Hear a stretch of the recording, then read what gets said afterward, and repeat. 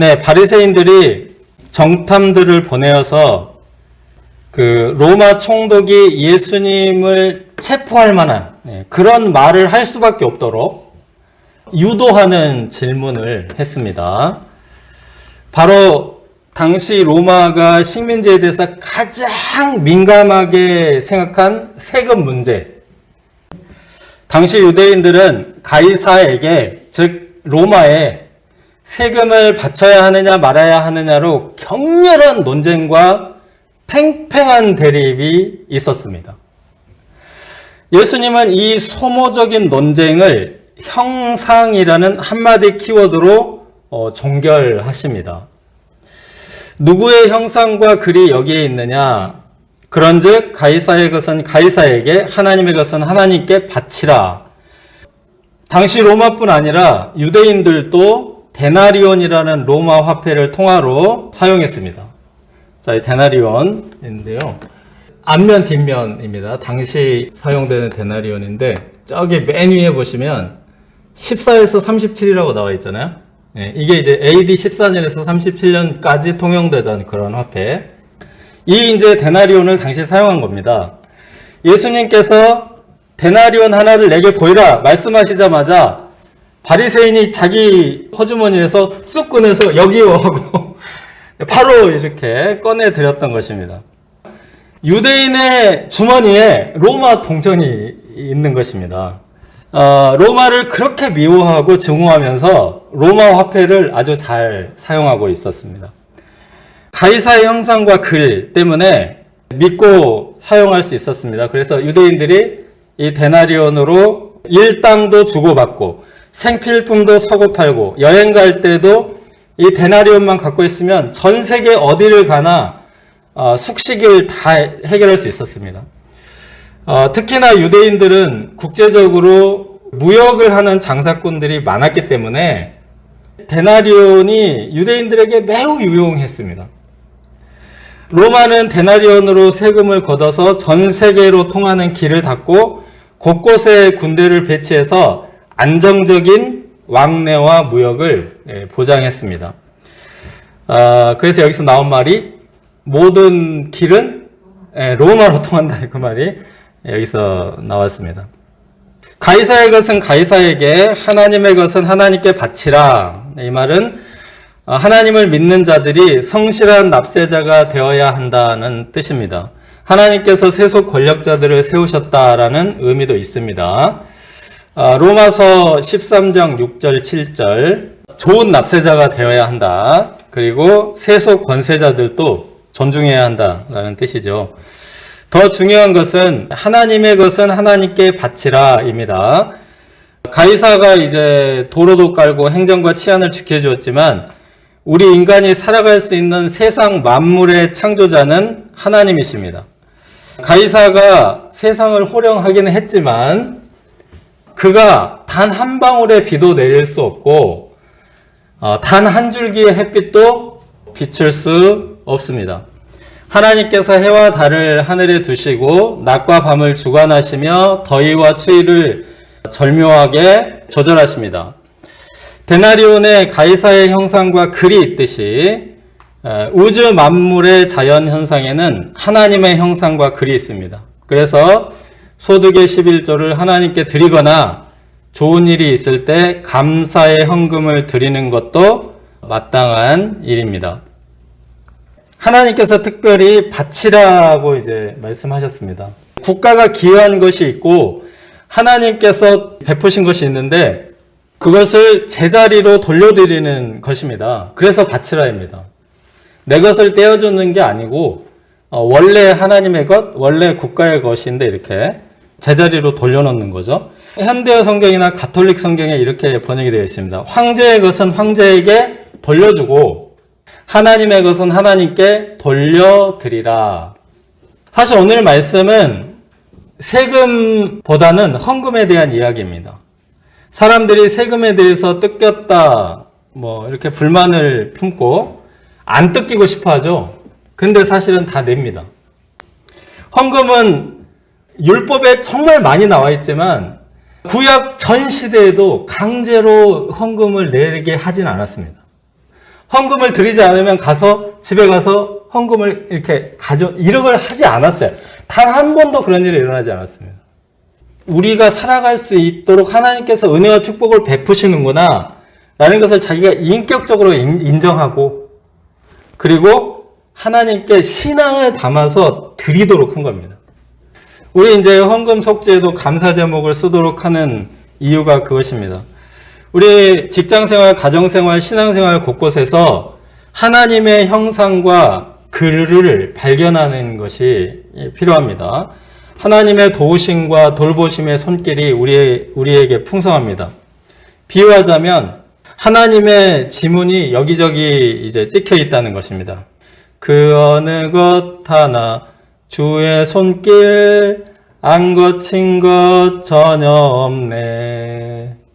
하나님의 손길, 하나님의 지문이 우리 삶에 가득합니다.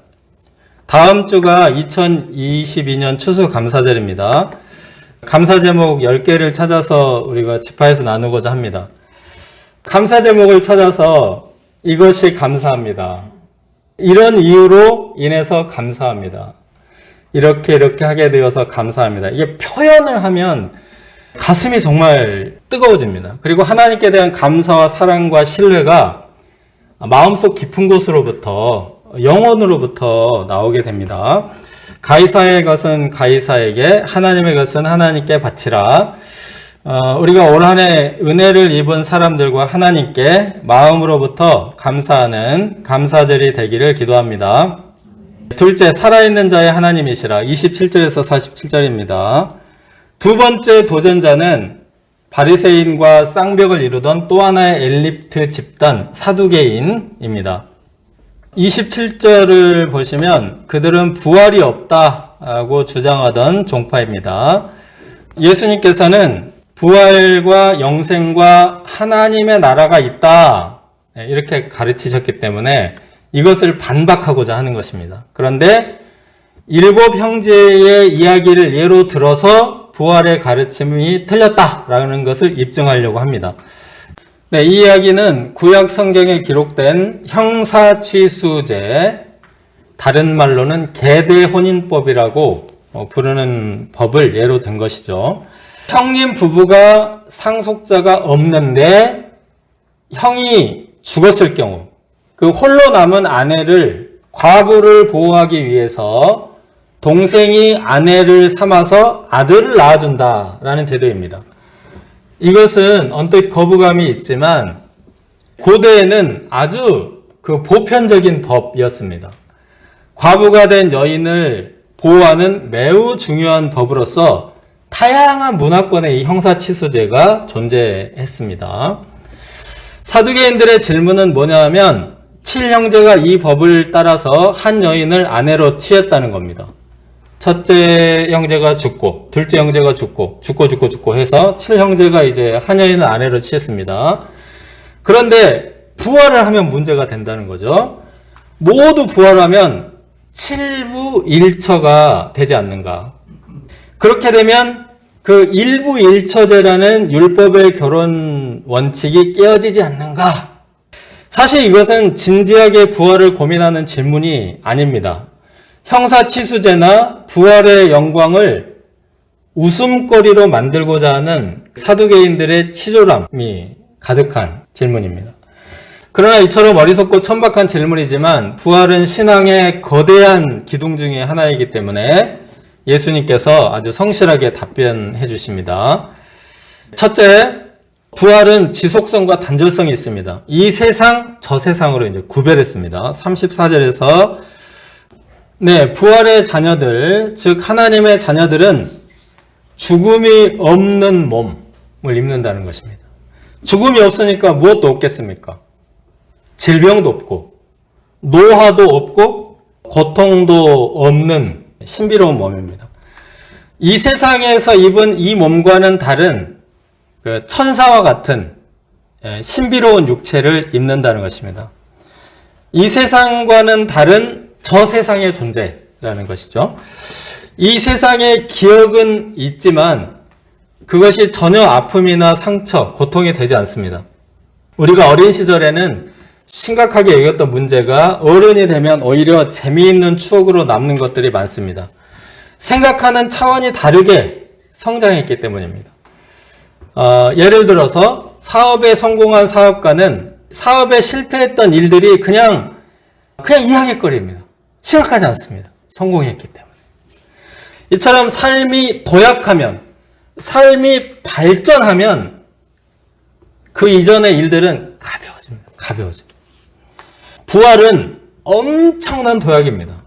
완전히 새로운 육체를 입고 새 하늘과 새 땅에서 영생을 누리는 놀라운 도약입니다.